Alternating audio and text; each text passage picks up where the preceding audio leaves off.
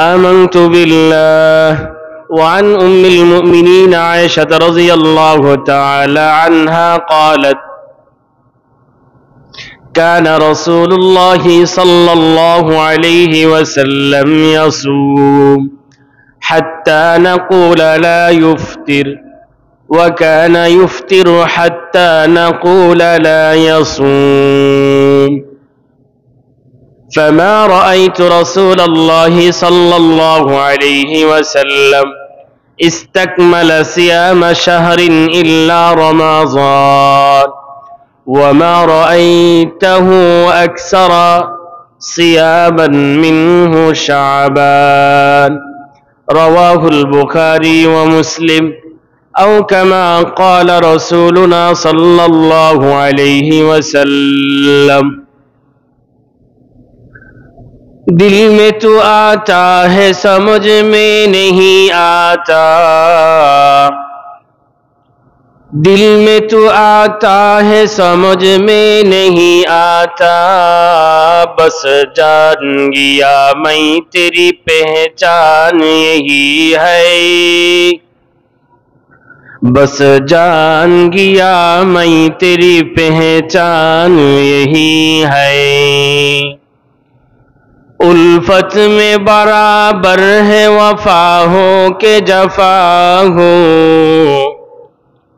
उल्फत में बराबर है वफा हो के जफा हो हर बात में लज्जत है अगर दिल में मजा हो हर चीज में लज्जत है अगर दिल में मजा हो आजिज हो गुनहगार हो ऐ खालिक अकबर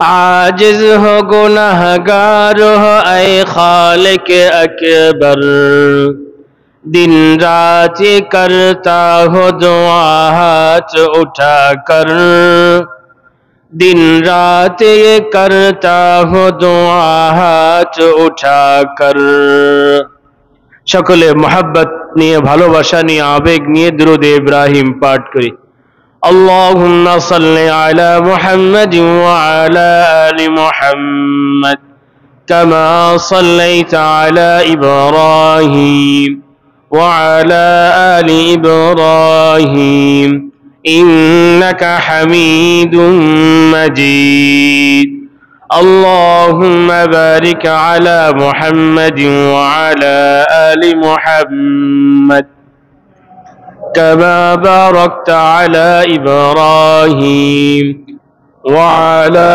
آل إبراهيم إنك حميد مجيد الحمد لله شكرا আদায় করছি আমাদের সেই মহান রবের যিনি আমাদেরকে সালাতুল জুমা আদায় করার লক্ষ্যে পৃথিবীর শ্রেষ্ঠতম স্থান মসজিদের পরিবেশে এসে বসে যিনি আমাদেরকে কোরআন সুন্নাহ থেকে আলোচনা করার এবং শোনার সুযোগটুকু করে দিলেন সেই রবের দরবারে দিল খুলে জবান খুলে সকলেই পড়ি আলহামদুলিল্লাহ।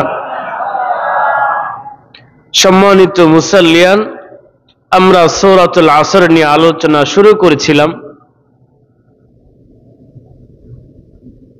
একটি বিশেষ সুন্নাতকে কেন্দ্র করে এই জুমায় সেই আলোচনা অফ থাকবে। আগামী জুমায় আমরা আবার সূরাতুল আসর নিয়ে আলোচনা শুরু করব। আল্লাহর রাসূল সাল্লাল্লাহু আলাইহি ওয়াসাল্লামের সারা জীবনের একটি সুন্নাহ ছিল, অভ্যাস ছিল। আল্লাহর রাসূল সিজন হিসাবে, সময় হিসাবে মানুষকে নসিহত করতেন। যে সময় যেই জিনিসের আমল, যেই সময় উম্মত যেই আমলের দাবিদার, উম্মতের প্রয়োজন, সতর্ক করা, সাবধান করা, দিক নির্দেশনা দেওয়া, আল্লাহর রাসূল সেইভাবে উম্মতকে সতর্ক করতেন, দেখভাল করতেন, দিক নির্দেশনামূলক নসিহত করতেন। তো আমরা যে মাসটিতে আছি এই মাসটির নাম হচ্ছে শাবান মাস, রমজানের আগের মাস।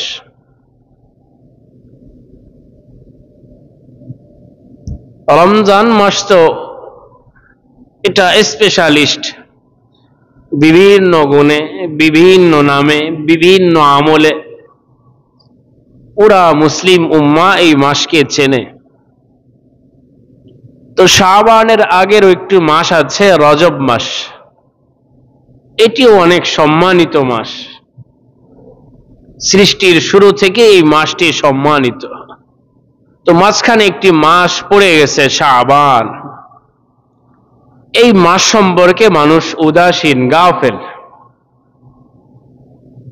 যে আগের মাসও দামি, পরের মাসও দামি। আগের মাসেরও আলোচনা হয়, পরের মাসেরও আলোচনা হয়, মাঝখানের মাস নিয়ে অতটা আলোচনা হয় না। এজন্য উম্মাহ, জাতি, মানুষ এই মাস সম্পর্কে গাফেল। এজন্য আল্লাহর রাসূল সতর্ক করেছেন যে মানুষ যাতে এই মাস সম্পর্কে তার হায়াতকে গাফলাতে না কাটায়। আল্লাহর রাসূল এই মাস সম্পর্কে সচেতন ছিলেন, সজাগ ছিলেন। তিনি এই পূর্ণ মাসকে আমলে কাজে লাগিয়েছেন। এই জন্য আমাকে আপনাকেও কাজে লাগানোর জন্য তাকিদ করেছেন, আদেশ করেছেন। শাবান মাস নিয়ে আমাদের সমাজে বহু বাড়াবাড়ি আছে, বহু ছাড়াছাড়ি আছে। কেউ অতিরিক্ত কথা বলে, কেউ আবার শাবান মাসের ফজিলত সম্পর্কে অস্বীকার করেও বসে। এক শ্রেণীর মানুষ তো আছে, তারা শাবান মাসের শ্রেষ্ঠত্ব, ফজিলত, গুরুত্ব বুঝাতে গিয়ে বহু কিছু বলে। এই মাসে লাইলাতুন নিসফি মিন শাবান, শবে বরাত কে ভাগ্য রজনীও বলে। এটা অশুদ্ধ কথা, ভুল কথা। শবে বরাতে বিশেষভাবে আল্লাহ তাআলার রহমত দুনিয়ার আসমানের খুব কাছে চলে আসে, বছরের অন্য দিনগুলোতে আসে না, রাতগুলোতে আসে না। এটাও একটি ভুল কথা। শাবান মাস এতটা দামি কেন? শাবান মাসের গুরুত্ব এত কেন? শাবান মাস দামি হওয়ার এর গোপন রহস্য কি? সেই বিষয় নিয়ে হালকা আলোচনা করব। আল্লাহ তাআলা দরদ নিয়ে সহিভাবে কথাগুলো বলার তৌফিক দান করেন। সকলকে আমলের নিয়তে, অন্যের কাছে পৌঁছে দেবার নিয়তে শোনার তৌফিক দান করেন, আমিন। শাবান মাস অনেক দামি মাস। আল্লাহর রাসূল এই মাসের আমল কি ছিল? আল্লাহর রাসূল রমজান মাস তো ফরজ রোজা হিসাবে পূর্ণ মাস রোজা রাখতেন।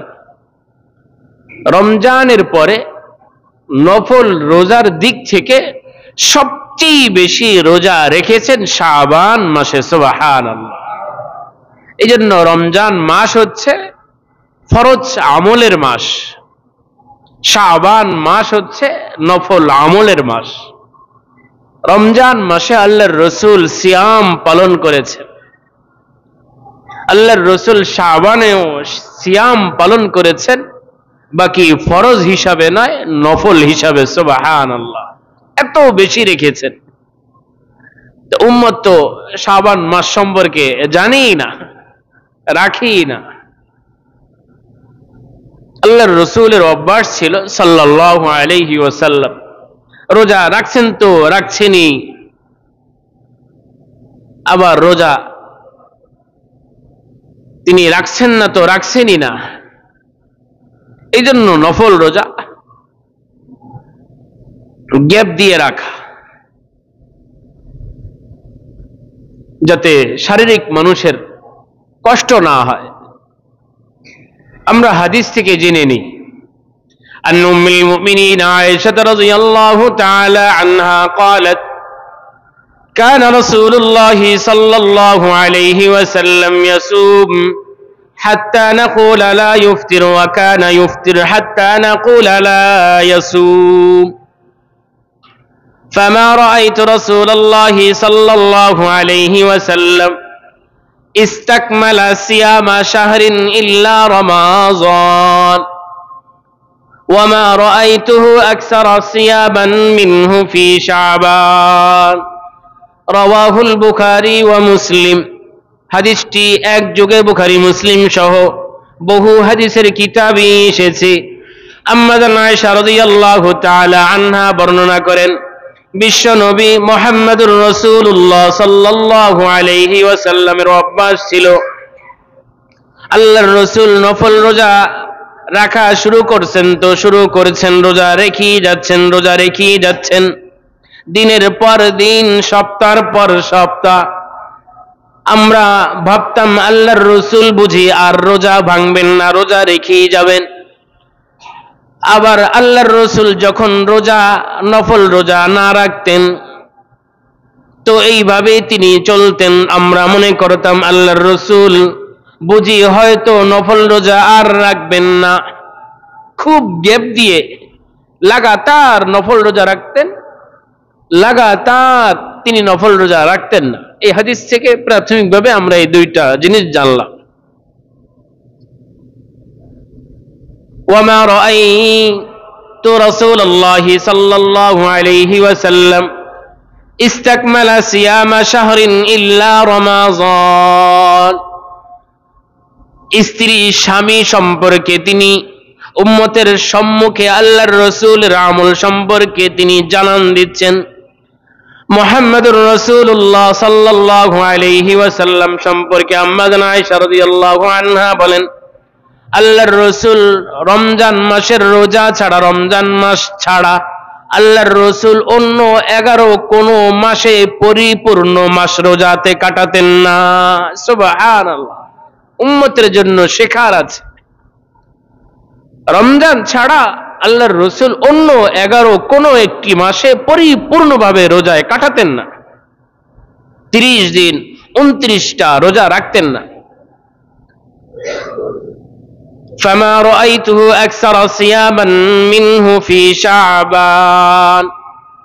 তবে আমি আল্লাহর রাসূল সাল্লাল্লাহু আলাইহি ওয়াসাল্লামকে রমজানুল মুবারকের পরে বাকি 11টি মাসের মধ্যে সবচেয়ে নফল রোজা বেশি পরিমাণে রাখতে দেখেছি শাবান মাসে। সুবহানাল্লাহ, সবচেয়ে আমি আল্লাহর হাবিবকে নফল রোজা রাখতে দেখেছি শাবান মাসে। আমি আপনি কয়টা রাখি? সর্বোচ্চ যারা রাখে ওই যে আসতেছে সামনে সবে বরাতের রোজা রাখবে। আর আল্লাহর কিছু পেয়ারা বান্দা আছে 13, 14, 15 তারিখ আসতেছে রাখবে। এর চেয়ে যারা আরো বেশি ভালো তারা ওই যে সপ্তাহ রোজা আছে, সোম বৃহস্পতিবারের রোজা, সর্বোচ্চ তো এটাই। কিন্তু আল্লাহর রাসূল সবচেয়ে বেশি পরিমাণে নফল রোজা রেখেছেন শাবান মাসে।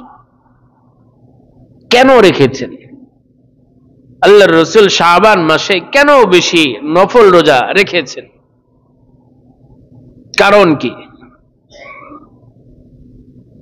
বহু কারণ আছে। শাবান মাস এত দামি হওয়ার পিছনে কারণ কি? এই কারণ জানার আগে আমরা আরেকটি বিষয় জেনে নিই। বান্দা বান্দি যত আমল করে, আল্লাহ তাআলার যত বান্দা, যত বান্দি, যত মুসলিম আছে যারা আমল করে, আল্লাহ তাআলা আল্লাহর বান্দা বান্দির আমলকে আল্লাহ তাআলার সম্মুখে 4 ধাপে 4 পদ্ধতিতে আল্লাহ তাআলার সম্মুখে পেশ করে। দৈনন্দিন মানুষের আমল আল্লাহ তাআলার কাছে পেশ করা হয়। সাপ্তাহিকভাবে আল্লাহ তাআলার কাছে আল্লাহর বান্দা বান্দির আমল পেশ করা হয়। মাসিকভাবে আল্লাহ তাআলার কাছে আল্লাহ তাআলার বান্দা বান্দির আমল পেশ করা হয়। বাৎসরিকভাবে আল্লাহ তাআলার কাছে আল্লাহ তাআলার বান্দা বান্দি আমলনামা পেশ করা হয়। প্রতিদিন 2 টাইমে 2 সময় মানুষের আমল আল্লাহ তাআলার কাছে পেশ করা হয়, ফজরের সময়, আসরের সময়। এজন্যই আল্লাহ তাআলা ফজরের শপথ করেছেন ওয়াল ফজর, এজন্যই আল্লাহ তাআলা আসরের শপথ করেছেন ওয়াল আসর। এইজন্যই আল্লাহ তাআলা বহু আয়াতে ফজরের আগের পরের গুরুত্বটা বোঝানোর জন্য আয়াত এনেছেন। ওয়াস-সুবহি ইযা তানাফফাস ওয়াস-সুবহি ইযা আসফার আদুলুকিশ শামসি ইলা গাসাকিল লাইলি ওয়া কুরআনাল ফাজর ইন্না কুরআনাল ফাজরি কানা মাশহুদা। বহু আয়াতে আল্লাহ তাআলা ফজরের কথা বলেছে। এই জন্য আবু হুরায়রা রাদিয়াল্লাহু আনহু বলেন, বিশ্ব নবী মুহাম্মদুর রাসূলুল্লাহ সাল্লাল্লাহু আলাইহি ওয়াসাল্লাম ইরশাদ করেন, হাদিসটি আপনারা বুখারী মুসলিম সহ বহু হাদিসের কিতাবে পাবেন, আল মালাইকাতু ইয়াতাআকাবুনা ফীকুম মালাইকাতুন বিল-লাইল ওয়া মালাইকাতুন বিন-নাহার ইয়াজতামিউনা ফী সালাতিল ফজর সুম্মা ইয়ারুজুল লাযীনা বাতু ফীকুম ফায়াসআলুহুম ওয়া হুয়া আ'লাম কাইফা তারাকতুম ইবাদি ওয়া হুম ইয়াকুলুন তারাকনাহুম ইউসাল্লুন ওয়া আতাইনাহুম ইউসাল্লুন। সুবহানাল্লাহ। আল্লাহর রাসূল সাল্লাল্লাহু আলাইহি ওয়াসাল্লাম বলেন, ফজরের আগে এক ঝাঁক রাত্রের ফেরেশতারা দিনের ফেরেশতারা ফজরের আগে চলে আসে, রাত্রের পাহারাদার ফেরেশতারা তারা আসরের নামাজের আগে চলে আসে। দিনের ফেরেশতাদের থেকে রাত্রের ফেরেশতারা ডিউটি বুঝে নেয়, রাত্রের ফেরেশতারা দিনের ফেরেশতাদের থেকে ডিউটি বুঝে নেয়। এ শিফটি বি শিফটি ভাগ হয় ফজরের সময় আসরের সময়।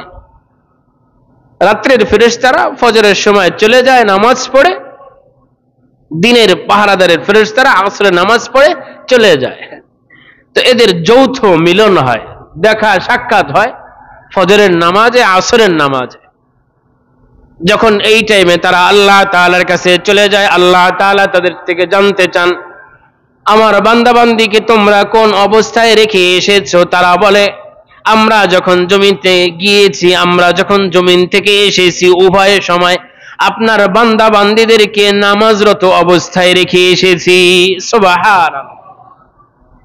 তো দৈনন্দিন আমল পেশ করা হয় দুইটার সময়, ফজরের সময় আসরের সময়।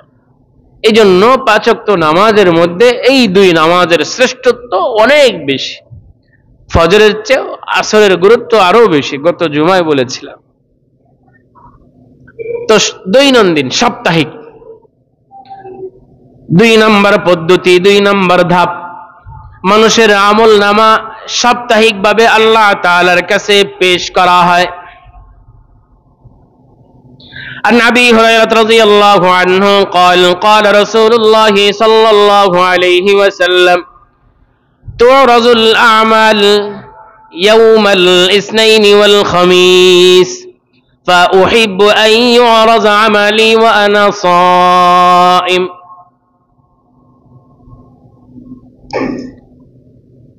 رواه مسند أحمد والترغيب والترهيب والسنن النسائي في الكبرى। হাদিসটি চারটি হাদিসের কিতাবে এসেছে। হযরত আবু হুরায়রা রাদিয়াল্লাহু আনহু বলেন, রাসূলুল্লাহ সাল্লাল্লাহু আলাইহি ওয়াসাল্লাম ইরশাদ করেন, বান্দাবান্দির আমল সাপ্তাহিকভাবে প্রতি সোমবার এবং বৃহস্পতিবার, প্রতি সোমবার প্রতি বৃহস্পতিবার বান্দাবান্দির আমলনামা আল্লাহর সম্মুখে পেশ করা হয়। এজন্য আল্লাহর হাবিব আল্লাহর রাসূল সাল্লাল্লাহু আলাইহি ওয়াসাল্লাম প্রতি সোমবার প্রতি বৃহস্পতিবার রোজা রেখেছেন। কেন?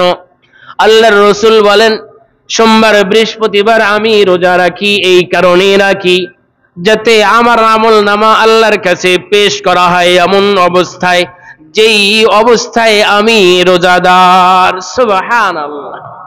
আমি রোজাদার অবস্থায় যাতে আমার আমলনামা আমার রব্বে করিমের কাছে পেশ করা হয়। দ্বিতীয় ধাপ, তৃতীয় ধাপ, মাসিকভাবে মানুষের আমলনামা আল্লাহ তাআলার কাছে পেশ করা হয় চন্দ্র মাসের 13, 14, 15 তারিখ। চন্দ্র মাসের 13, 14, 15 তারিখ, এটার একটা পরিভাষা আছে আরবিতে, এটাকে আইয়ামে বীজ বলে, বাংলা ভাষায় আইয়ামে বীজের রোজা। যদি কোনো বান্দাবান্দি আইয়ামে বীজের রোজা রাখে প্রতি মাসে, চন্দ্র মাস হিসাবে 13, 14, 15, বছরে 3 বারং 36, যদি এই 3টা রোজা রাখে আল্লাহ তাআলা সারা বছর রোজা রাখার সওয়াব সমপরিমাণ নেকি তার আমলনামায় দান করবেন। সুবহানাল্লাহ। আইয়ামে বীজের রোজা মাসিক ভাবে এই 3 দিনে আল্লাহ তাআলার কাছে আমলনামা পেশ করা হয়। হাদিস থেকে জেনে নেই। عن جابر بن عبد الله رضي الله عنه قال قال رسول الله صلى الله عليه وسلم صيام 3 أيام من كل شهر صيام الدهر وأيام البيض صبيحة 13 و14 و15 رواه صحيح الجامع وجامع الصغير والترغيب والترهيب ومسند أحمد। হাদিসটিকে একযোগে 5 কিতাবে এসেছে। হযরত জাবির ইবনে আব্দুল্লাহ রাদিয়াল্লাহু আনহুমা বলেন, বিশ্ব নবী মুহাম্মদুর রাসূলুল্লাহ সাল্লাল্লাহু আলাইহি ওয়াসাল্লাম ইরশাদ করেন, প্রতি চন্দ্র মাসের 3টা রোজা যদি কোনো বান্দা বান্দি রাখে, আল্লাহ তাআলা সারা বছর রোজা রাখার সমপরিমাণ নেকি তাকে দান করবেন। সুবহানাল্লাহ।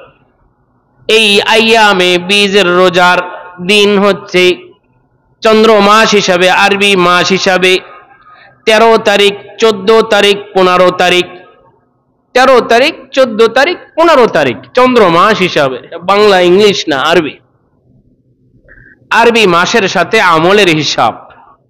এজন্য আরবি মাস সম্পর্কে সমাজে ন্যূনতম হলে একজনও আরবি মাস সম্পর্কে জ্ঞান রাখা এটা ফরজে কিফায়া। জানা যায় যে এইভাবে পড়া ফরজে কিফায়া, আরবি মাস সম্পর্কে জ্ঞান থাকা এটাও ফরজে কিফায়া। আরবি তারিখ কিভাবে গণনা হয়, উক্ত কিভাবে প্রস্থান হয়, কিভাবে গমন হয়, এই সম্পর্কে একেবারে পরিপূর্ণ জানা এটা ফরজে কিফায়া, নফল না, ফরজ, ফরজে কিফায়া। অনেক হজের আমল, নামাজের আমল, রোজার আমল, ইফতারির আমল, সেহরির আমল, যাকাতের আমল, সব ফিতরার আমল, যত আমল আছে সব চন্দ্র মাসের সাথে সংশ্লিষ্ট। আল্লাহ আমাকে আপনাকে সকলকে দ্বীনের বুঝ দান করেন, আমিন। তো বলছিলাম মানুষের আমল 4 ধাপে, 4 পদ্ধতিতে আল্লাহ তাআলার কাছে পেশ করা হয়। দৈনন্দিন, সাপ্তাহিক, মাসিক। 4th নাম্বার ধাপ বাৎসরিক ভাবে আল্লাহ তাআলার কাছে পেশ করা হয়। বাৎসরিক কোন মাসে? বাৎসরিক শাবান মাসে বান্দার আমল বাৎসরিক ফাইল আল্লাহ তাআলার সম্মুখে পেশ করা হয়। সুবহানাল্লাহ। এজন্য আল্লাহর রাসূল সবচেয়ে নফল রোজা শাবান মাসে বেশি রেখেছেন। রমজান মাস তো ফরজ রোজা, ওখানে কোনো ছাড় নাই। রমজানের পরে নফল রোজা আল্লাহর রাসূল সবচেয়ে বেশি শাবান মাসে রেখেছেন। এজন্য আমি আপনি প্রতিজ্ঞা করতে পারি যে প্রতি সোমবার, বৃহস্পতিবার রাখবই, 13, 14, 15 তারিখে রাখবই। যদি সম্ভব হয় তাহলে আরো রাখব।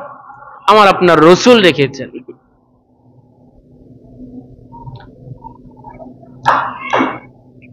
হযরত ওসামা ইবনে যায়েদ আল্লাহর রাসূলের নাতি, সম্পর্কের নাতি। আল্লাহর রাসূল তো নাতি ছিল, নাতির মতন নাতি ছিল। হযরত হাসান হুসাইন রাদিয়াল্লাহু তাআলা আনহুমা বীর ছিলেন, দুনিয়ারও বীর, আখিরাতেরও বীর। জীবনের শেষ সময় পর্যন্ত বীরত্ব দেখিয়ে গিয়েছেন, বাতিলের সাথে আপোষ করেন নাই জীবনের শেষ মুহূর্ত পর্যন্ত। এজন্য মানুষ তো এমনই হবে, যুবক তো এমনই হবে, সে কুফরের সম্মুখে কেন, সে বাতিলের সম্মুখে কেন তার শির নতর করবে, জাগা মতো করবে। আল্লাহর রাসূলের একজন পালক ছেলে ছিল যায়েদ। বহু আলোচনা আছে। আল্লাহর রাসূল খুব ভালোবাসতেন যায়েদকে। এই যায়েদের ছেলে ওসামা। তো ওসামা নাতি, তো নাতির সাথে নানার সম্পর্ক বেশি, সকলেই জানি। নাতি পত্নী এটা আদরের হয়। নানা নানি, দাদা দাদি এদেরকে খুব মহব্বত করে সব যুগেই। বাবা মার চেয়েও এদের দরদ বেশি হয় বিভিন্ন কারণে। তো হযরত ওসামা ইবনে যায়েদ আল্লাহর রাসূলকে জিজ্ঞাসা করছেন যে না না, আপনি শাবান মাসে এত রোজা রাখেন কেন? আরো যে 10টা মাস আছে ওই মাসে তো এত রোজা রাখেন না, আপনি এই মাসে এত রোজা রাখেন। সব মানুষ তো আল্লাহ রসুলকে জিজ্ঞাসা করতে সাহস পায় না, এই জন্য বিভিন্ন সমস্যা হইলে ওসামাকে দিয়ে রাদিয়াল্লাহু আনহু পাঠাতো যে এই জিনিসের সমাধান কি, এটা হইছে কি করণীয়। ওসামাকে দিয়ে পাঠাইতো মানুষ, আনসার, মুহাজির, পুরুষরা, মহিলারা। তো হযরত ওসামা ইবনে যায়েদ বলেন, আন ওসামা ইবনে যায়েদ রাদিয়াল্লাহু আনহু قال قلت يا رسول الله لم أراك تصوم شهرا من الشهور ما تصوم من شعبان। হযরত ওসামা ইবনে যায়েদ রাদিয়াল্লাহু আনহুমা বলেন, আমি আল্লাহর হাবিব সাল্লাল্লাহু আলাইহি ওয়াসাল্লামকে জিজ্ঞাসা করলাম, ওগো আল্লাহ তাআলার হাবিব, আপনি শাবান মাসে এত বেশি রোজা কেন রাখেন? অন্য কোন মাসে তো এত বেশি পরিমাণ রোজা আপনি রাখেন না। আল্লাহর রাসূল ওসামা ইবনে যায়েদের প্রশ্নের উত্তর দিচ্ছেন। এই উত্তর আমার আপনার প্রতিটি মুসলিম উম্মার মুখস্থ থাকা দরকার। যালিকা শাহরুন ইয়াগফুলুন নাসু আন, যালিকা শাহরুন ইয়াগফুলুন নাসু আনহু বাইনা রজব ওয়া রমজান। যালিকা শাহরুন ইয়াগফুলুন নাসু আনহু বাইনা রজব ওয়া রমজান ترفع فيه الأعمال إلى رب العالمين فأحب أن يرفع عملي وأنا صائم। আল্লাহর হাবিব বলেন সাল্লাল্লাহু আলাইহি ওয়াসাল্লাম, আমি শাবান মাসে কেন বেশি রোজা রাখি নাতি তুমি আমাকে জানতে চেয়েছো, আমি তোমাকে বলছি শাবান মাস এটা এমন দামি মাস, এই মাস সম্পর্কে অধিকাংশ মানুষ গাফেল। শিক্ষিত অশিক্ষিত, পাড়া শহরের বন্দরের সমস্ত মানুষ এই মাস সম্পর্কে উদাসীন, গাফেল। এজন্য আমি এই মাস সম্পর্কে গাফেল না, উদাসীন না, আমি সতর্ক, সাবধান, চৌকান্ন। এজন্য আমি এই শাবান মাসে বেশি আমল করি। কেন আমল করি? ফিহি তুরফাউল আমাল ইলা রাব্বিল আলামিন। আল্লাহ তাআলার কাছে বাৎসরিকভাবে মানুষের আমলনামা শাবান মাসে পেশ করা হয়। এইজন্য আমি পছন্দ করি আমার আমলনামাটা আল্লাহ তাআলার কাছে এমন সময়ে পেশ করা হোক, এমত অবস্থায় পেশ করা হোক যেই সময় আমি রোজাদার। সুবহানাল্লাহ।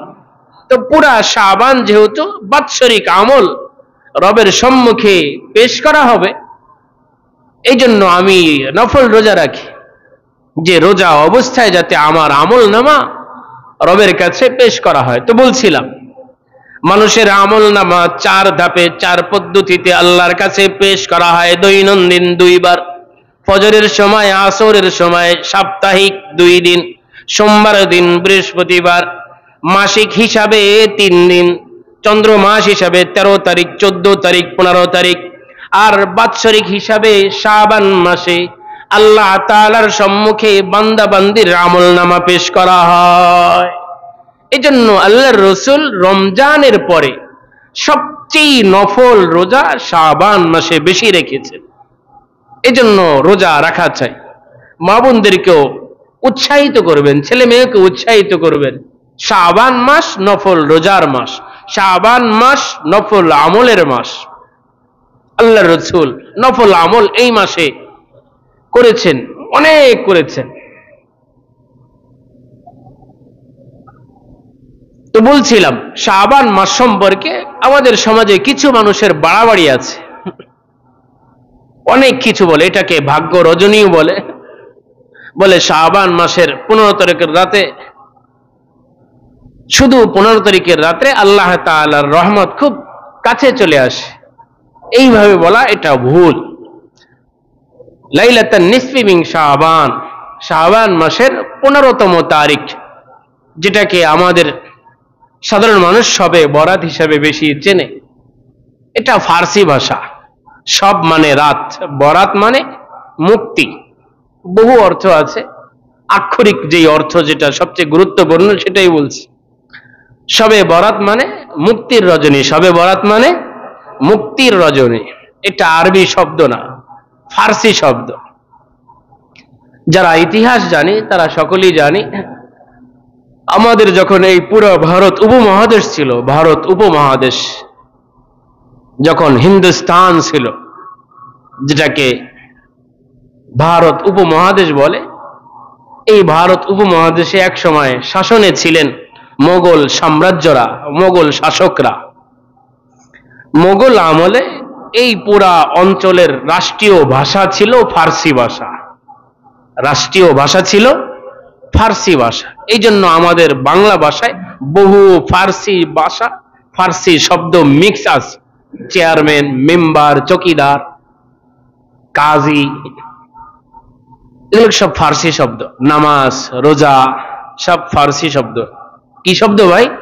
সব ফার্সি শব্দ। চকিদার, কালেক্টর সব ফার্সি শব্দ। আল্লাহ আমাদের সকলকে হেফাজত করে না, আমিন। তো সেইখান থেকে এটা প্রসিদ্ধ হয়েছে। ওই যে শবে কদর ফার্সি শব্দ, অনেক মানুষ ভুল করে। তো শবে বরাত এটা ফার্সি শব্দ, আরবি শব্দ না। হাদিসের শব্দ হচ্ছে লাইলাতুন নিসফি মিন শাবান। এটার তরজমা হচ্ছে শাবান মাসের 15 তারিখের রজনী। আপনি শবে বরাত লিখে সার্চ দিলে তো হাদিস আসবে না, হাদিসটা আরবি শব্দ, আরবি ওয়ার্ডে। আপনি ইংলিশ লিখে যদি সার্চ দেন তাকে আসবে, আসবে? শবে বরাত সম্পর্কে হাদিস পায় না। হাদিস যে পার কথা সে ঠিকই পায়। অনেক সময় যারা হেল্পার থাকে, দোকানের মেসিয়ার যারা থাকে, দোকানের যারা কর্মচারী থাকে, যারা নতুন নতুন হয়, এরা অনেক সময় জিনিস খুঁজে পায় না, কোন জিনিস কোথায় থাকে।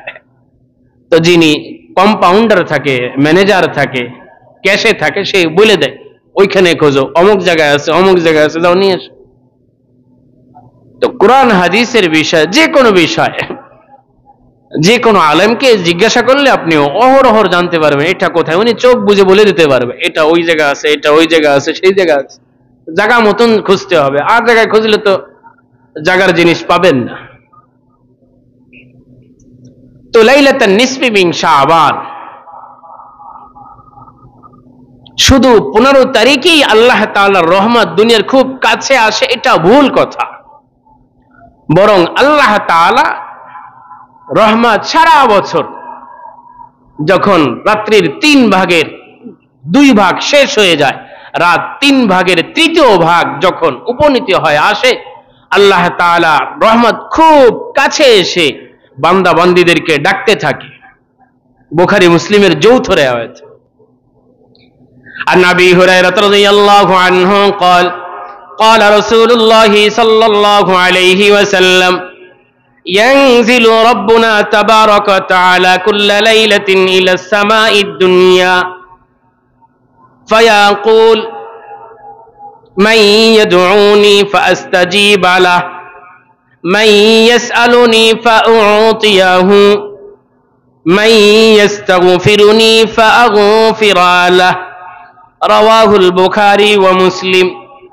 বুখারী মুসলিম সহ একযোগে বহু হাদিসের কিতাবে হাদিসটি এসেছে। হযরত আবু হুরায়রা রাদিয়াল্লাহু আনহু বলেন, বিশ্বনবী মুহাম্মদুর রাসূলুল্লাহ সাল্লাল্লাহু আলাইহি ওয়াসাল্লাম ইরশাদ করেন, আল্লাহ তাআলা সারা বছর প্রতিটি রাত্রে ইয়ানজিলু রাব্বুনা তাবারাকা তাআলা কুল্লা লাইলাতিন হিনা ইয়াবকা সুলুসুল লাইলিল আখির, যখন রাতের 3 ভাগের 3য় ভাগ এসে যায়, উপনীত হয়, রাত্রির 3য় ভাগে আল্লাহ তাআলার রহমত খুব বান্দা বান্দির কাছে চলে আসে, আসমানের প্রথম আসমানে চলে আসে, এসে ডাকতে থাকে, আহ্বান করতে থাকে বান্দা বান্দিকে লক্ষ্য করে।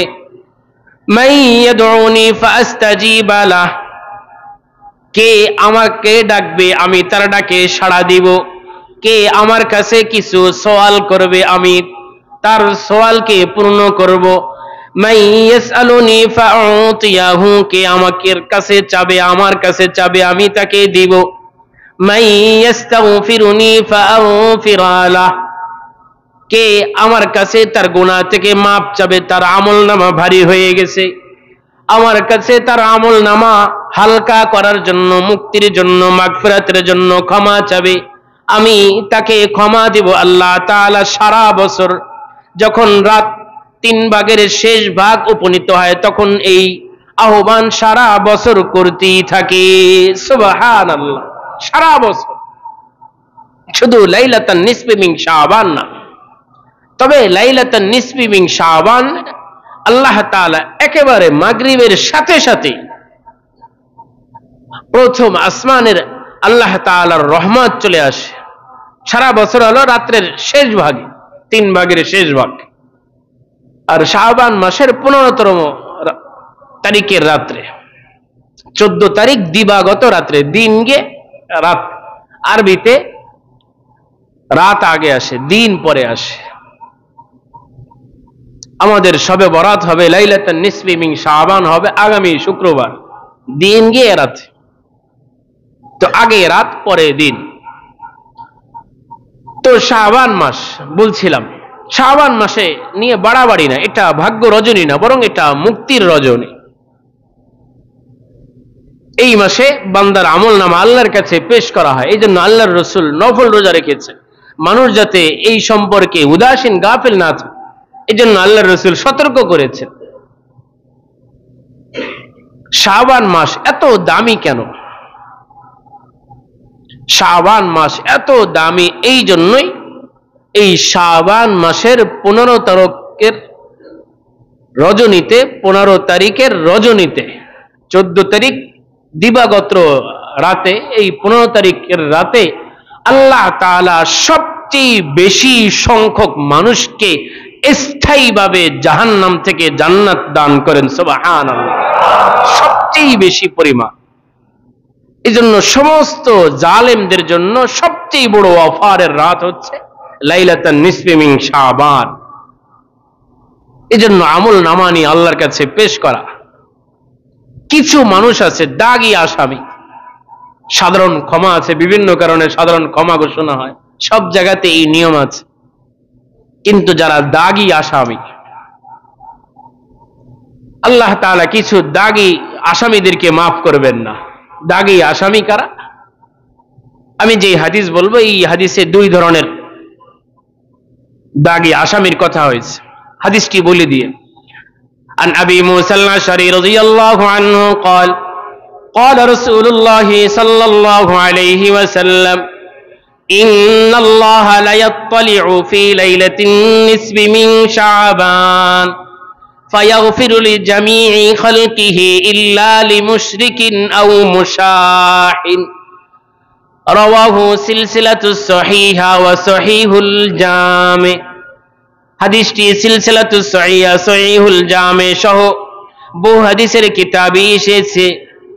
পৃথিবীর বিশ্ববিখ্যাত একজন মুহাদ্দিস নাসিরউদ্দিন আলবানী রহমাতুল্লাহি আলাইহি হাদিসকে সহিহ আখ্যা দিয়েছেন এবং তার সমস্ত হাদিসের কিতাবসমূহে তিনি হাদিসটিকে এনেছেন। হযরত আবু মুসা আশআরী রাদিয়াল্লাহু আনহু বলেন, বিশ্ব নবী মুহাম্মদুর রাসূলুল্লাহ সাল্লাল্লাহু আলাইহি ওয়াসাল্লাম ইরশাদ করেন, শাবান মাসের 15তম দিনের রাতে, শাবান মাসের 15 তারিখের রাতে আল্লাহ তাআলা বান্দাদের প্রতি বিশেষ দৃষ্টি নিক্ষেপ করেন, বিশেষ দৃষ্টি বান্দাদের প্রতি আল্লাহ তাআলা দান করেন। আল্লাহ তাআলা এই শাবান মাসের 15তম তারিখের রাতে 2 শ্রেণীর মানুষ ছাড়া সমস্ত মানুষকে আল্লাহ তাআলা মাফ করে দেন। শুধু মুশরিকদেরকে এবং বিদ্বেষ পোষণকারী এই 2 শ্রেণীদেরকে মাফ করেন। 1 মুশরিক, 2 বিদ্বেষ পোষণকারী। তো এই জন্য আমার আপনার আমল নামায় শিরিক থাকতে পারে, আমার আপনার আমল নামায় বিদ্বেষ হিংসা থাকতে পারে। তো থাকলে কি করণীয়? যদি কারো আমল নামায় শিরিক থাকে, ইস্তেগফার করা, আল্লাহ তাআলার কাছে ক্ষমা চাওয়া, ওযু করে তওবা করে নামাজ পড়ে আল্লাহ তাআলার কাছে ক্ষমা চাওয়া, কালিমায়ে তয়্যিবা পড়ে নেওয়া। আচ্ছা বলেন, আল্লাহ তাআলার কাছে কাফেরের দাম বেশি নাকি মুমিনের দাম বেশি? সবাই বলেন। তো একজন কাফের যদি সারা বছর সে খ্রিস্টান ছিল, সে নাসারা ছিল, বা সে হিন্দু ছিল, মন্দিরে গেছে, গির্জায় গেছে, 95 বছরে সে যদি মুসলমান হয়, আল্লাহ তাআলা তার ঈমানকে কবুল করবেন কি করবেন না?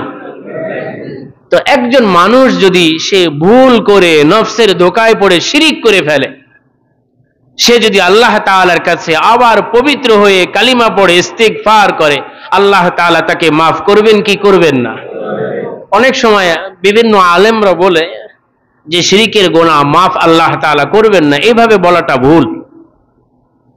শিরিকের গুনাহও আল্লাহ তাআলা মাফ করে। আল্লাহ তাআলা মাফ না করলে কে মাফ করবে? হ্যাঁ, আল্লাহ তাআলা মাফ করে, বাকি ওই শিরিক থেকে আল্লাহর কাছে তওবা করতে হবে। 15 তারিখের রাত্রে ওই মুশরিকদেরকে আল্লাহ মাফ করবে না যারা ওই তারিখেও শিরিক থেকে আল্লাহ তাআলার কাছে মাফ চায় না। এই জন্য আগ থেকে আমাকে আপনাকে আল্লাহর কাছে মাফ চাইতে হবে। আল্লাহর রাসূল দোয়া করতেন, আল্লাহুম্মা ইন্নী আউযু বিকা আন উশরিকা ওয়া আনা আ'লামু বিহি ওয়া আস্তাগফিরুকা লিমা লা আ'লাম। ওগো মালিক, আমি এমন শিরিক থেকে আপনার কাছে পানাহ চাই যেটা শিরিক আমি জানি, আর এমন শিরিক থেকে আমি আপনার কাছে ক্ষমা চাই যেটা শিরিক কিন্তু আমি জানি না। আল্লাহ রাসূল আমাদেরকে দোয়া শিখাইছেন, এই জন্য দোয়া করবেন, হে আল্লাহ, আমি আপনার কাছে জানা অজানা শিরিক থেকে আমি আপনার কাছে মাপ চাই।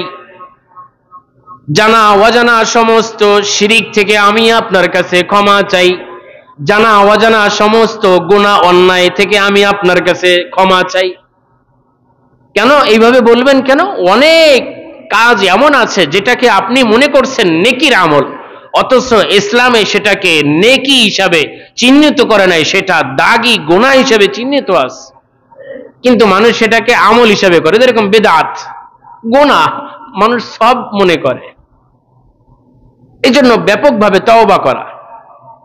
শিরিকের গুনাহ আল্লাহ মাফ করেন যদি সে শিরিক থেকে তওবা করে, কালিমা পড়ে। এই জন্য আগ থেকেই তওবা করবেন, কালিমা পড়ে নেবেন। আর বিদ্বেষ, কোন ব্যক্তির ব্যাপারে যে বিদ্বেষ, হাসাদ, বিদ্বেষ এর আক্ষরিক যে অর্থ যেটা বোঝার দরকার, যে একজনকে আল্লাহ তাআলার নিয়ামত দিচ্ছে, এই নিয়ামত তার থেকে দূর হয়ে যাক এবং এই নিয়ামত আল্লাহ তাআলা আমাকে দিক, এটাকে বলা হয় হাসাদ, বিদ্বেষ। এটা শরীয়তে হারাম। বরং এইভাবে আপনি দোয়া করতে পারেন, ওগো আল্লাহ, আপনি তাকেও দিয়েছেন, আরো বাড়াই দেন, আমাকেও আপনি দান করেন। আপনি তার ছেলেকে এত মেধা দিয়েছেন, তার ছেলেকে আপনি আরো বেশি দান করেন, আমার ছেলেকেও আপনি মেধা দান করেন। এইভাবে দোয়া করা। তার ছেলে এত ভালো ডক্টর, সে কেন এত ভালো ডাক্তার, এটা দেখে জ্বালা, সে শেষ হয়ে যাক, মইরা যাক, আমি হই, এটা হিংসা, এটা বিদ্বেষ, এটা ধ্বংস, মানুষের সব ধ্বংস করে দেয়। এই দাগী আসামিরা এই রাত্রেও মাপ পাবে না।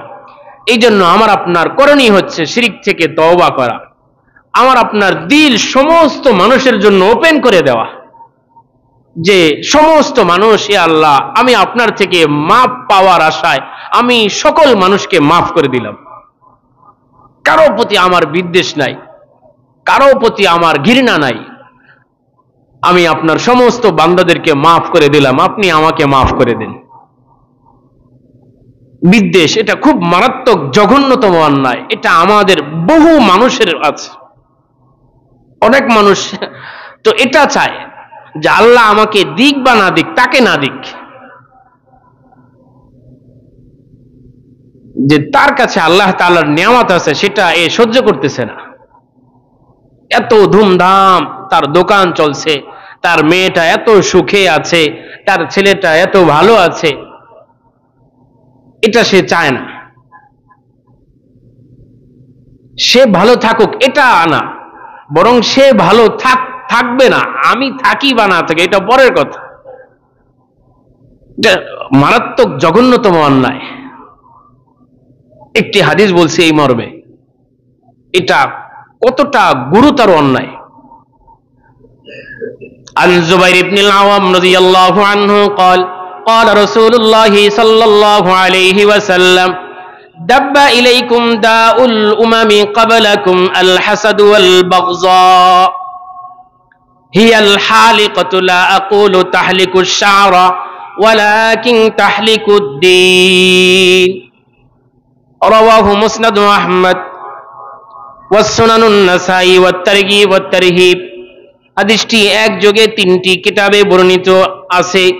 হযরত জুবাইর ইবনুল আওয়াম রাদিয়াল্লাহু আনহু বলেন, বিশ্বনবী মুহাম্মদুর রাসূলুল্লাহ সাল্লাল্লাহু আলাইহি ওয়াসাল্লাম ইরশাদ করেন, তোমাদের মধ্যে হে আমার উম্মতরা তোমরা কান খুলে শুনে রাখো, তোমাদের দিলে, তোমাদের অন্তরে, তোমাদের হার্টে পূর্ববর্তী উম্মতদের খারাপ অভ্যাস, খারাপ বদঅভ্যাস তোমাদের মধ্যে এসেছে, প্রবেশ করেছে। সেই খারাপ অভ্যাস কি? হিংসা, বিদ্বেষ। এই হিংসা বিদ্বেষ যদি তোমার ভিতরে এসে থাকে, এটা কিন্তু জঘন্যতম অন্যায়। এটা কিন্তু তোমাকে শেষ করে দিবে। কিভাবে শেষ করে দিবে? আল্লাহর রাসূল বলেন, হিয়াল হালিকাতু, এই হিংসা বিদ্বেষ তোমাকে মুন্ডাইয়া দিবে, তোমার মুন্ডাইয়া দিবে, কর্তন করে দিবে, তোমার মাথা মুন্ডাবে না। তোমার কি মুন্ডাবে? আল্লাহর রাসূল বলেন, লা আকুলু তাহলিকুশ শারা ওয়ালাকিন তাহলিকুদ্দিন, আমি তোমাদেরকে বলি না এই হিংসা বিদ্বেষ তোমার মাথার চুল মুন্ডাইয়া দিবে, কামাই দিবে, বরং এই হিংসা বিদ্বেষ যদি তোমার দিলে তুমি আশ্রয় দাও, তুমি যদি এটাকে পোষো, শোষো, কোন সময় তাকে পাওয়া যায়? হিংসা মানুষ এটাকে চেপে রাখে, এক সময় এটাকে বাষ্ট করে। আল্লাহর রাসূল বলেন, হিয়াল হালিকাতু লা আকুলু তাহলিকুশ শারা ওয়ালাকিন তাহলিকুদ্দিন, এই হিংসা বিদ্বেষ তোমার দিনকে মুন্ডাইয়া দিবে, দিন তোমার থেকে পৃথক করে দিবে। তুমি একদিক, দিন আর একদিক। যেইভাবে ব্লেড মানুষের চুল মানুষ থেকে মুন্ডাইয়া দেয়, চুল এক সাইডে, ব্যক্তি আর এক সাইডে, যদি এই হিংসা বিদ্বেষ কারো ভিতরে থাকে, সে দিন থেকে আলাদা হয়ে যাবে, পৃথক হয়ে যাবে। নাউযুবিল্লাহি তাআলা মিন যালিক, দিন থেকে সে বের হয়ে যাবে। এই জন্য হিংসা যার দিলে থাকবে তাকেও আল্লাহ তাআলা এই রাত্রে মাফ দিবেন না। এত জঘন্যতম অন্যায়। এই জন্য আগ থেকেই মাফ করে দেওয়া। যদি কোনো মানুষ নিজের অন্তরে যদি হিংসা না রাখতে পারে, আল্লাহ তাআলা এই এক আমলের কারণে তাকে জান্নাতুল ফিরদাউসের মতন স্থান দান করবেন। সুবহানাল্লাহ। অনেক বড় হাদিস, এটা বলি আমি আজকের আলোচনা শেষ করছি। অনেক বড় ঘটনা। عن أنس بن مالك رضي الله عنه قال كنا جلوسا مع رسول الله صلى الله عليه وسلم فقال, হাদিসটি মুসনাদে আহমদ, সুনানুন নাসাই কুবরা সহ বহু হাদিসের কিতাবে এসেছে। হযরত আনাস ইবনে মালিক রাদিয়াল্লাহু আনহু বলেন, আমরা বহু সাহাবী আল্লাহর রাসূলের সাথে বসা ছিলাম। ফাকাল, আল্লাহর রাসূল সাল্লাল্লাহু আলাইহি ওয়াসাল্লাম আমাদের সকলকে লক্ষ্য করে বললেন, ইয়াতলু আলাইকুম আল-আন রাজুলুম মিন আহলিল জান্নাহ। আল্লাহর রাসূল উপস্থিত সকলকে লক্ষ্য করে বললেন, তোমাদের সম্মুখে এমন একজন ব্যক্তির এখন পদার্পণ হবে, আগমন হবে, যিনি আসবেন, সে জান্নাতি মানুষ। সুবহানাল্লাহ। সে জান্নাতি মানুষ। তোমরা যদি জান্নাতি মানুষ দেখতে চাও, তাকে দেখে নিও। তো আমরা সকলে সজাগ থাকলাম যে কে প্রথমে আসে। ফাতলা রাজুলুম মিনাল আনসার তানতিফু লিহিয়াতাহু মিন ওযুইহি ওয়া ক্বাদ তাআল্লাকা আলাইহি বিয়াদিহি শিমাল। আল্লাহর রাসূল কথা বলার পরে সর্বপ্রথম এমন একজন আনসারী সাহাবী তিনি আসলেন, যার চেহারায় বেশভূষে মনে হয় না ইনি জান্নাতি। যদি জান্নাত আল্লাহ তাআলা আমাদের হাতে দিতেন তো এই দুনিয়ার কোনো মানুষ জান্নাতে যাইতে পারতো না। যার হাতে দিতেন সেই একাই যাইত। আমাদের বদ আমল এতটা বাড়ছে, নিজেকে শুধু ভালো মনে হয় আর পৃথিবীর সবাই খারাপ। আল্লাহ আমাদের সকলকে হেফাজত করেন। তো সাহাবীরা বলেন, তো সাধারণ একজন সাহাবী তিনি আসলেন, তানতিফু লিহিয়াতাহু মিন ওযুইহি, তিনি মাত্র ওযু করছেন, তার দাড়ি মোবারক থেকে এখনো ওযুর পানি টপ টপ করে পড়ছে। এক নম্বর বৈশিষ্ট্য। ওয়াকাদ তাআল্লাকানা আলাইহি বিয়াদি শিমাল, তিনি তার উভয় জুতা তার বাম হাতে তিনি ধরে রাখছেন। একদিক থেকে দাড়ি দিয়ে পানি পড়ছে আর বাম হাতে উভয় জুতা হাতে নিয়ে, দেখতে একটা কেমন। তো এই দিনের বিবরণ গেল, আজকে একদিন শেষ। ফালাম্মা কানা মিনাল গাদ, দ্বিতীয় দিন আবার যখন আল্লাহর রাসূলের সাথে আমরা বসলাম, আল্লাহর রাসূল আবার বললেন, ইয়াতলু আলাইকুম আল-আন রাজুলুম মিন আহলিল জান্নাহ, তোমাদের সম্মুখে এখন এমন একজন ব্যক্তি আসবে যে জান্নাতি মানুষ। সুবহানাল্লাহ। আমরা আবার চৌকন্ন হয়ে থাকলাম, দেখলাম ওই যে গতকালের লোকটাই আসছে। সুবহানাল্লাহ। দ্বিতীয় দিন গেল, তৃতীয় দিন আবার একই কথা আল্লাহর রাসূল বললেন, ইয়াতলু আলাইকুম আল-আন রাজুলুম মিন আহলিল জান্নাহ, তোমাদের সম্মুখে এমন একজন ব্যক্তি এখন আগমন করবে যে জান্নাতি মানুষ। তো আব্দুল্লাহ ইবনে ওমর ইবনে আস রাদিয়াল্লাহু আনহুমা, আল্লাহর রাসূল যখন মজলিস থেকে উঠে গেলেন, তিনি সিদ্ধান্ত নিলেন আমি ওই সাহাবীর পিছু নেব, আমি তার খোঁজ খবর নিব, তিনি জান্নাতি কিভাবে আমি এটা দেখব। যে আল্লাহর রাসূল একাধারে 1, 2, 3 দিন বলেছেন। আল্লাহর রাসূল একদিন বললেও তো যথেষ্ট ছিল, তিনি 3 দিন বলেছেন একই ব্যক্তির শানে। তো এই লোকটা কি আমল করে, গোপন তিনি কি আমল করেন দেখার বিষয়। তো আব্দুল্লাহ ইবনে ওমর ইবনে আস রাদিয়াল্লাহু আনহুমা তিনি তার পেছনে নিলেন, কৌশল অবলম্বন করলেন, তাকে গিয়ে বললেন, একটা বিষয় নিয়ে আমার বাবার সাথে তর্ক বিতর্ক হয়েছে, আমি শপথ কাটছি আমি আমার বাবার সাথে 3 দিন রাত্রি যাপন করব না। আপনি যদি একটু আমাকে সুযোগ করে দেন, মেহমানদারি করেন, তো 3টা রাত আমি আপনার বাড়িতে অবস্থান করব। তো আনসারী সাহাবী বললেন যে ও আল্লাহর রাসূলের সাহাবী, আপনি থাকতে পারেন, আমার কোনো সমস্যা নেই, আপনি 3 দিন মেহমান হবেন, এটা তো আমার ভাগ্যের বিষয়। তা আব্দুল্লাহ ইবনে ওমর ইবনে আস অনেক মুজাহিদ সাহাবী ছিলেন, বহু যুদ্ধে তিনি সেনা কমান্ডারের দায়িত্ব নিয়েছেন। আব্দুল্লাহ ইবনে ওমর ইবনে আস, তো তিনি গেলেন, তার বাড়িতে গেলেন।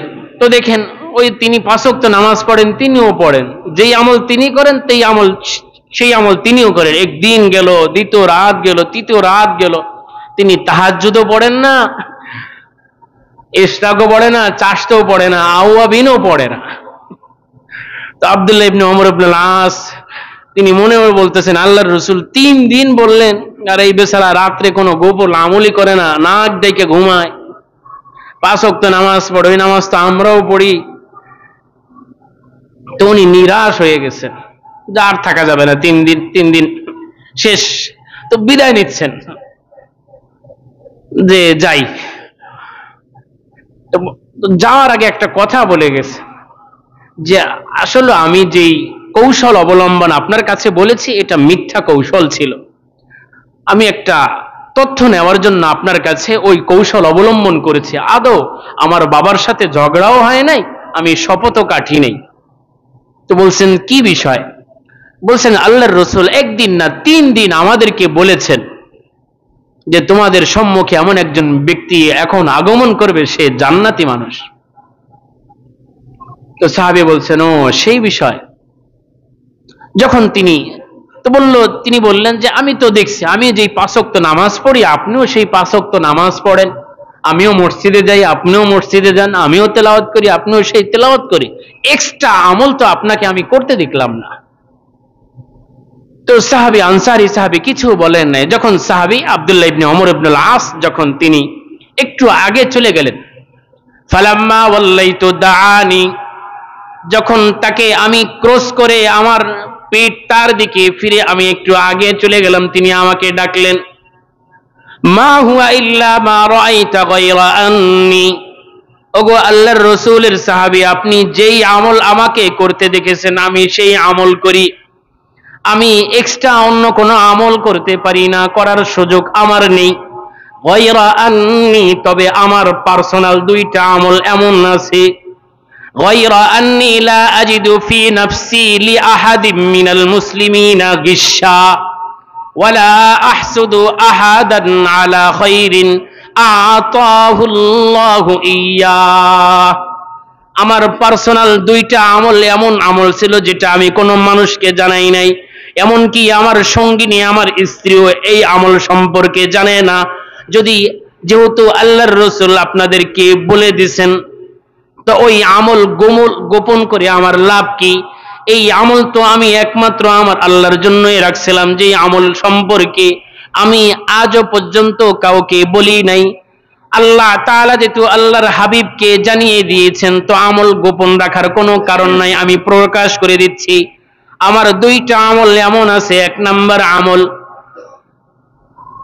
লা আজিদু ফি নাফসি লি আহাদিম মিনাল মুসলিমিনা গিশা, আমার এই অন্তরে, আমার এই দেহে, আমার এই হাড়ে পৃথিবীর কোন মুসলিম নরনারীর জন্য বিন্দু পরিমাণও বিদ্বেষ আমি লালন করি না। সুবহানাল্লাহ। বিন্দু পরিমাণও বিদ্বেষ আমার এই অন্তরে একজন মানুষের প্রতিও নেই। এই একটা আমার আমল আছে। তো এই আমল তো আর দেখা যায় না, হাট কি আর মানুষ দেখতে পারে এখানে কি আছে না আছে? এই জন্য ভাই, মানুষের সাথে বাহ্যিক কোনো কাজ দেখে টক্কর না দেওয়া, কোনো কিছু আমলের দেখে তার সাথে পাল্লা না দেওয়া, তার পার্সোনাল অনেক কিছু থাকতে পারে। আল্লাহ আমাদের সকলকে বুঝ দান করেন। এক নম্বর আমল। দুই নম্বর, ওয়ালা আহসুদু আহাদান আলা খায়রিন আতাহুল্লাহু ইয়্যা, আমার দুই নম্বর আমল হচ্ছে পৃথিবীর কোন মানুষকে আল্লাহ তাআলা যেই নিয়ামত দান করেছেন ওই নিয়ামতের প্রতি আমি কখনো হিংসা করি না। সুবহানাল্লাহ। কারো প্রতি আমার বিদ্বেষ নাই এবং কারো নিয়ামত দেখে আমি কখনো জ্বলি না, আমি কখনো পড়ি না। এজন্য আশাবাদী এই দুই আমলের কারণে। যখন এই দুই আমলের কথা আনসারী সাহাবী আব্দুল্লাহ ইবনে ওমর ইবনুল আস রাদিয়াল্লাহু আনহুমাকে বললেন, আব্দুল্লাহ ইবনে ওমর ইবনুল আস রাদিয়াল্লাহু আনহুমা তাকে বললেন, হাযিহিল্লাতী বালাগাত বিকা, ভিন্ন কোনো আমলের প্রয়োজন নাই, আপনার এই আমলের কারণেই আল্লাহ তাআলা আল্লাহর হাবিবের মাধ্যমে আপনাকে আগাম জান্নাতি হিসাবে ঘোষণা করিয়েছেন। সুবহানাল্লাহ। এজন্য বলছিলাম বিদ্বেষ হিংসা মারাত্মক অন্যায়। এজন্য শবে বরাত সামনে আসতেছে, হিংসা থেকে আল্লাহর কাছে পানাহ চাবো, কালিমা পড়ে নেব এবং যত বিদ্বেষ হিংসা আছে সব মাফ করে দেব। আল্লাহ তাআলা আমাদেরকে সেইভাবে লাইলাতুল বারাআত, লাইলাতুন নিসফি মিন শাবান পালনের তৌফিক দান করুক। এই মাসে বেশি বেশি নফল রোজা রাখার তৌফিক দান করুক। আমিন। যত